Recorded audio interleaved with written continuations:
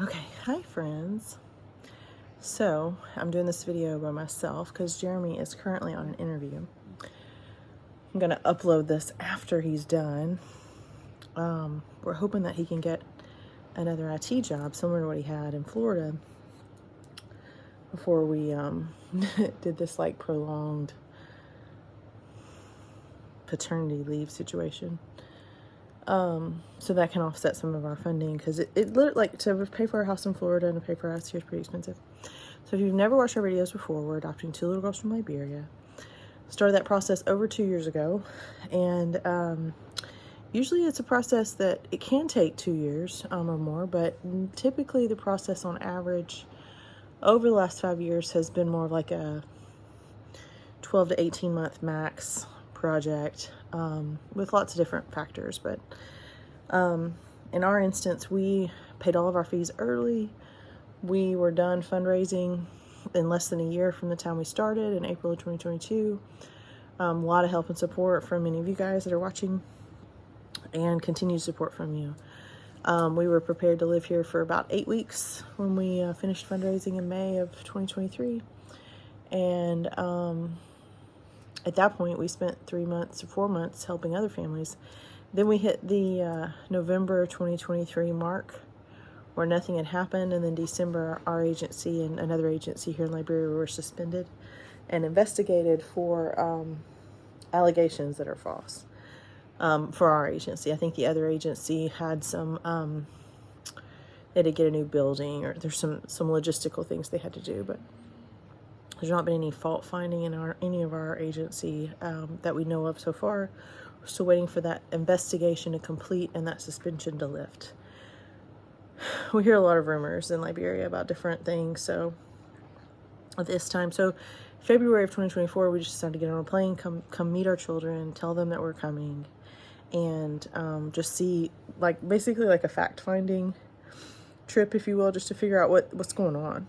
Since we got here February 13th, we've heard pretty much every week that we've been here, in 1 to 2 weeks this will be done, in 1 to 2 weeks this will be done, and that's been false. So another family that's here with us that's probably leaving fairly soon, the Bruce family, they've hired an attorney to act on their behalf. We did not go that route because it's the same. I mean, what we need and what they need is the same. It's a agency thing. Our agency does have their own lawyer. We have not heard any feedback from that lawyer. But since this has gone on for so long, the Ministry of Gender, Children, Family, and Social Protection put a stop on all adoptions, international and domestic. So no adoptions are coming out of Liberia right now until this issue is resolved. So, which makes me sad because anytime you stop adoptions, it's somebody suffers. The unseen will suffer the most. So today, I was really excited today. I had a noonday purchase, 3 noonday purchases over the last 24 hours. Thank you, Paige, Emily, and Mandy for doing that. But Emily, I was like, who's this Emily? Like, I don't know who she is. I can't find her on Facebook. Name didn't sound familiar. Sometimes people, though, on Facebook, they'll have like their middle names instead of their last names or their married name, you know. So there's sometimes I kept looking, who is this person?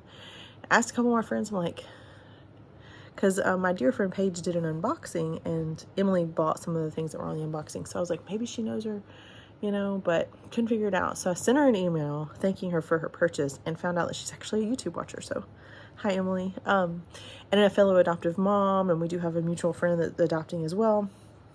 So had another adoptive mom ask me a lot of questions about maybe being a Noonday ambassador. So if that ends up working out, I'll make sure to give you guys her info too, so that way you can shop from both of us.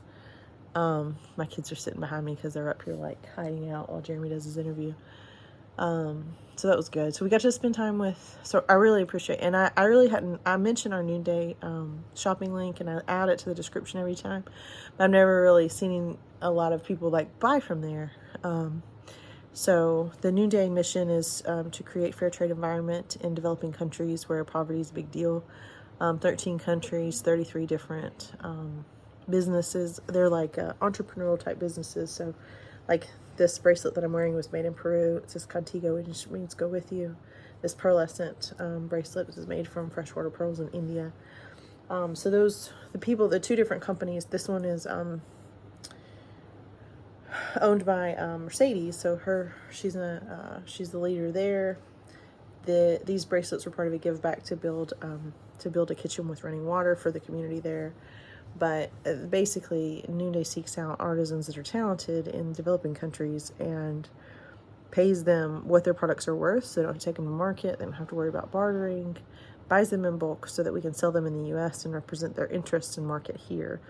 It really just takes the global market to a different level. So as ambassadors, we are commissioned to sell those items. So if you want to know more about Noonday or you want to sell Noonday, it's great. I personally use the Noonday. It's a for-profit company started by an adoptive mom 13 years ago, Jessica Honegger, definitely a leader among her peers in the jewelry and accessory industry. But it's a for-profit company, and I use my profits to fund adoptions. So either our own, which right now we're funding our own.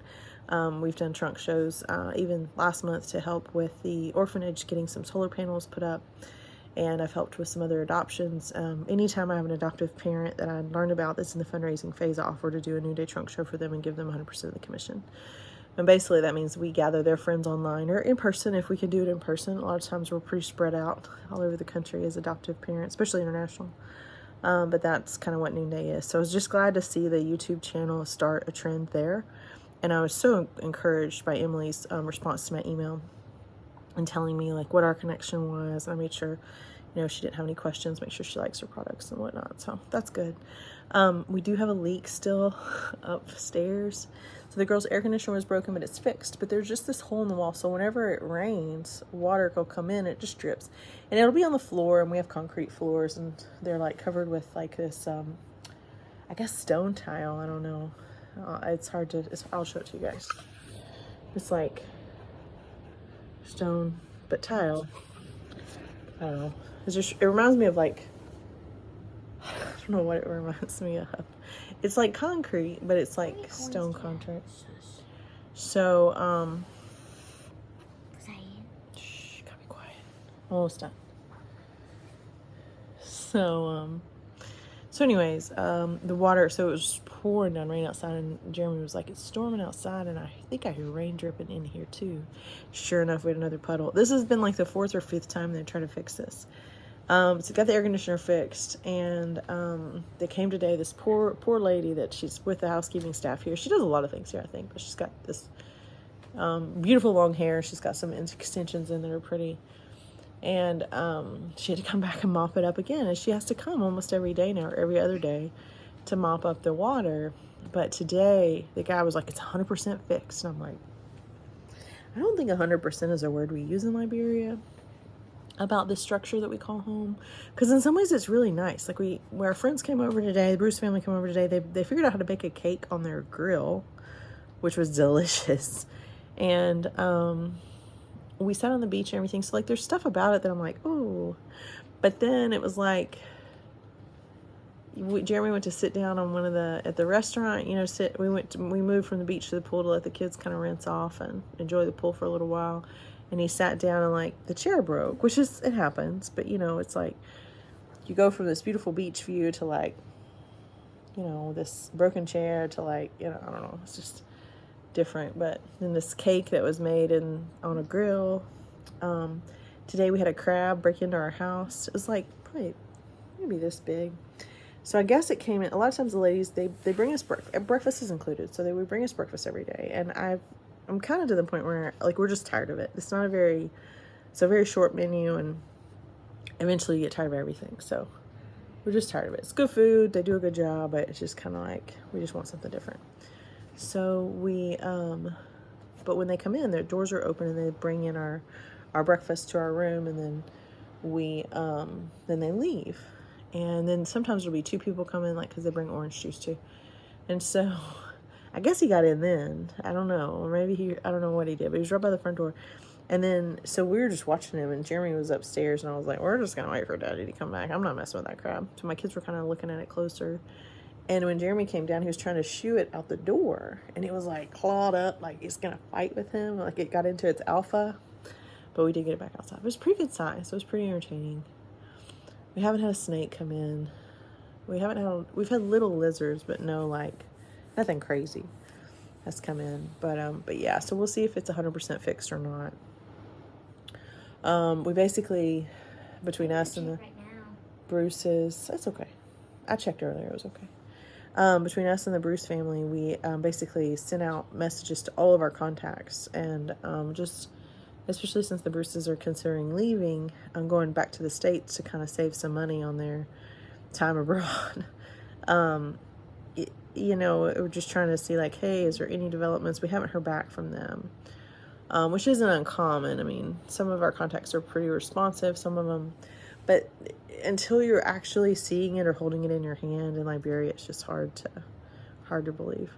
But it was good to hang out with the Bruces. Our kids had a great time. The ocean was super rough today, and the beach kind of looked more like a small cliff. So our kids built basically like a sand slip and slide. So they dug this, and they were just going belly first into the ocean. So it was pretty fun. It's just, you get 6 kids together that get along pretty well, and ages 13 to 5. So they had a good time. The slip and slide was fun to watch. Talked to my friend Sela today, Sela Godfrey, who was born in Liberia. She's American citizen now. She sponsors kids here in a separate orphanage that's not set up for adoptions, with her partner in that is Nelson. And Nelson, Dan's great guy. Him and his wife care for the children, and then Sela finds a way for them to get sponsorship there. Sela's also adopting from our same orphanage at Small World, and getting her perspective as a Liberian born. She was adopted as a young teenager, like 13-ish, with siblings, and she grew up in a not just war-torn country, but an active war country. And I was talking to her today about, she's as frustrated as we are, and the day that I was a little spouty in the mouth with the MOG, just asking them for more compassion. And, huh? No, it's okay. You can have that chair if you want, or you can come up here with us. I'm just finishing my video, okay? So, talking to her, and I said, on one hand, I understand that the adults here that are aged like 30 to 50, they were children during the war. Watch out for my cup. My children in the background, sorry. They were children during the war. So the age of my children now, my kids are 6, 8, 10, and 11. And when my friend Sela was their age, she was literally running from bullets as they whizzed by her head, as she was caught in the crosshairs of Civil War. That she's just running village to village. I mean, there's just no other way to describe it. But that's what happened. That was her childhood. And as an adult, when we see when I look at these Liberians that are adults now, I understand that every day that they wake up, that no one is shooting at each other is a win, because their entire childhood was full of that. 20 years of a civil war is too long. So when you think about that, I get that their urgency is different than mine, because when they wake up every morning and there's just no gunfire, they're halfway there to the goals for the day. Whereas I grew up in America and not in a war-torn country. I'm speaking from a place of privilege on that, but I see the potential for progress, and the potential for safety, and the potential for the daughters that I'm adopting to come home, and for the 16 other children, including mine, on our agency alone, and then probably 20 more in the other agency that's undergoing this, and then at least 15 more at the New Horizons that they're under investigation, but they're under this 100% suspension. I see we got to move more quickly. We've got to be more urgent. We've got to push harder, because I'm coming from a place of, this is my emergency. My children in an orphanage longer than they should be. My children needing to enjoy being in a family, needing to understand their safety and their value, and needing to understand that they're people that belong with us, not an orphanage. The orphanage is doing a great job, don't get me wrong, but so that's my urgency. But their urgency is, let's just keep everybody safe and everybody getting along. So for them to seek out conflict resolution is a lot different than me seeking out conflict resolution. So I understand that part, and I'm trying to be sensitive to that. But on the other hand, Sela was also telling me, when I went to the MOG, and I was nice, but I was a lot more direct, and like, what took you so long? Why can't you move faster now? what steps are you going to take after today to do this differently in the future? And I wasn't, or just tell me the status of my kid's case, like show me my kid's folder today. These were things that they could not answer for me, but they were things I wanted the answer. And when I tell CeeLo that, she's like, oh, I think you should have given it to him more. I think we should all be out there picketing, like with our signs up, protesting, walking around the buildings. Because she thinks that in Liberia, if the Liberians don't see you, they don't know you really need anything from them, because they live in a very, like, face-to-face kind of environment. So you know, I did joke with her that I was channeling my inner CeeLo when I was speaking with them, and I tried to pray hard for my own patience, and I definitely was trying to be very careful with my words, but I'm not just going to lay down. I'm not going to not say, listen, you've had our documentation to finish this since November of 2022, and the MOG, the government entity there, does a investigative report into our children's lives and background, just to make sure that this is an appropriate course for them. And then they turn it in to us. We go to court and we adopt our kids. So usually the wait time is 6 to 9 months from the time they get it. So if they received it in November of 2022, 6 to 9 months from there, for me to come to Africa, adopt my children, and come home, I would have been home long before this suspension and questions happened. On top of the fact that the U.S. Embassy has made accusations that are false, and not only are they false, but they've been investigated to the point where they can't find anything else wrong either. Plus, the U.S. Embassy themselves they're not meeting with us, they're not helping us with our adoption, they're not helping us with our stay here, they're not encouraging at all. They know that we're here, and they seem to not care. So we will have to meet with the embassy before we can immigrate our children. So I'm, not excited about that. But we got other news that there were lawsuits that were filed against the immigration office in the U.S.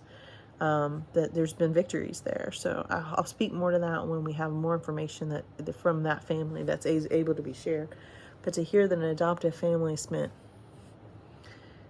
like probably $1 million, like, or more, like thousands and thousands of dollars to hold accountable U.S. government in terms of immigration and the U.S. Embassy, as well as their, the safety of their children, that they had to take it to that step. Their family, just like ours. First of all, to know that is a possibility is frightening. To know that it was a possibility for them that they eventually overcame, but did lose, young ages of their children, have just lost, and it took years to do this. So it's a bittersweet thing to know about, but a victory nonetheless. So we think that will help our cause. I had a friend on Facebook that recommended I reach out to a specific news outlet. So we've contacted a specific news outlet in our area that may be helpful. We've reached out again to Byron Donald's office, who we reached out to them yesterday. I haven't heard a response yet. Typically, they're fairly responsive, and they're very positive. They don't really, I don't know that they know what to do. We have to kind of guide them on our suggestions on that, because they're kind of in uncharted territory with our requests. But they are encouraging and hopeful, and they definitely want to see this process complete for us, as is our right as American citizens, and is consistent with Liberian and U.S. law. So we're not asking for anything to be changed. We're asking for things that already exist to be honored. So all that being said, that's my updates for today. We can't play Name That Tune because Jeremy's doing his interview, and I'll upload this when he's done. But we got some news about, we have a few repairs we need to make to our house before we can rent it out. So we're weighing kind of the cost of those repairs versus the gain from renting. If things go as planned, we may be out of here in the next 6 to 8 weeks. If they don't go as planned, we may be stuck here for another 3 to 4 months, but we really don't have the money to make the repairs. So, but they're kind of like, for renters, they're going to be deal breaker repairs. So we're working on that. Several friends, especially my local friends in Florida, and also some of my out-of-state friends, have offered to do some fundraising, and we're like, yep, sure, let's do it. We'll take it all. But it was really encouraging for me, because we've had kind of a low week of kind of wondering about our finances and all that. It was kind of good just to have people have new, fresh ideas. Just say, hey, why don't I do this for you? What if we try that? So thank you to those of you. that have volunteered that, and then recruited more people to do it as well. The last thing that was really funny, so my dear friend Devin is babysitting our dog, Zeke. Zeke is a 60-pound blue tick coonhound, which basically means a huge hound dog. And, I mean, Zeke was a shelter dog when we got him about 9 months ago. And he's a good dog. And my friend Devin has, like he makes the 5th dog that they're living with. So somehow over the last couple months, Zeke did break his GPS collar that keeps, basically a range collar that keeps him in a certain area. And so Devin said she let him out today to run around. He's never really tried to leave their property, so it's kind of like, well, and they told us about the range collar breaking, so we were trying to figure out how to afford a new range collar, which is like another $100. And then her husband suggested this better one for it's Zeke and one of their other dogs that kind of has a tendency to maybe not be as trustworthy to stay on property. But we were just like, well, we just really don't have another $100 today, so let's just see how long this lasts. Well, we're like, well, let's look into some different options. So they're like, yeah, we'll see if we can work something else out. But then today, Jeremy gets this call from this girl in Boston, and he like immediately thinks it's spam, because we're like sitting by the beach with our friends, in Liberia, and he gets this phone call, and she texts, and she was like, hey, I think I have your dog, and sends us pictures of her and our dog, Zeke, who's supposed to be in Tennessee, but she's calling from Boston. So we're like, system broke down. So I immediately like called Devin, and I'm like, there's someone calling from apparently Boston, but we think she's in Tennessee that has Zeke. Do you have Zeke? Have you seen Zeke? And she was like, I literally let him out like 2 minutes ago. He must have chased her car. So it turns out it's the girlfriend of one of the neighbors, and there's, all farmland. Like, these people all know each other. Zeke would have to go a really long way to not be found. So he's back safely, and we're going to just splurge for the whatever. I'm like, just whatever color you think you need, just get it on him tomorrow, and don't let him out again. Because, I mean, the last thing we need is our dog to get hit by a car. So there's not many cars back there, but still. It's kind of the, like, let him go and see what's going to happen parenting versus the show everybody the rules so they don't mess up parenting. And sometimes we differ there, but anyways, we're glad that he made it, and we're glad that he's safe, and we're glad he made some new friends, and we're glad that even though he broke the range collar, apparently just the little cheapo Petco tag still has Jeremy's name and number on it. But it's just kind of a sinking feeling to get a call from Boston. I have her dog. Like, Boston. Which dog? But it's not really Boston. She was in Tennessee. She just is originally from Boston. So we thought, man, if he's in Boston, he's really done a walkabout. System definitely broke down. But he's safe and sound, So anyways, so to sum up, we have 0 adoption updates, but a lot of hope. We have challenges for renting, positive things about fundraising. It's nice when I see those noonday orders coming in. It's nice. I did add the Bruce Families Adopt Together to our description in YouTube. They're in, if they could get some fundraising done, they could stay a little bit longer. But they also, they kind of need to probably go home and regroup and maybe just not come back with all of their kids. They have a large family like ours, so we'll miss them if they leave. But we also understand. So they're going to still need more funding to come back, and it's just a lot. It's just a lot on us. It's a lot on them. It's a lot on us. It's a lot on all the families. We've decided that if we leave, we're scared that all things will stop on behalf of American families adopting from Liberia, because we literally have no other support or no other, no government support. Our agency really can't do anything to help us. We're just sort of kind of alone here. It's like we're, doing some type of missionary journey without really the support that comes with being a missionary is kind of how it started to feel. So we appreciate everyone's help and support. So that's all I have, and we'll let you guys know tomorrow how Jeremy thinks his interview went. Bye, friends.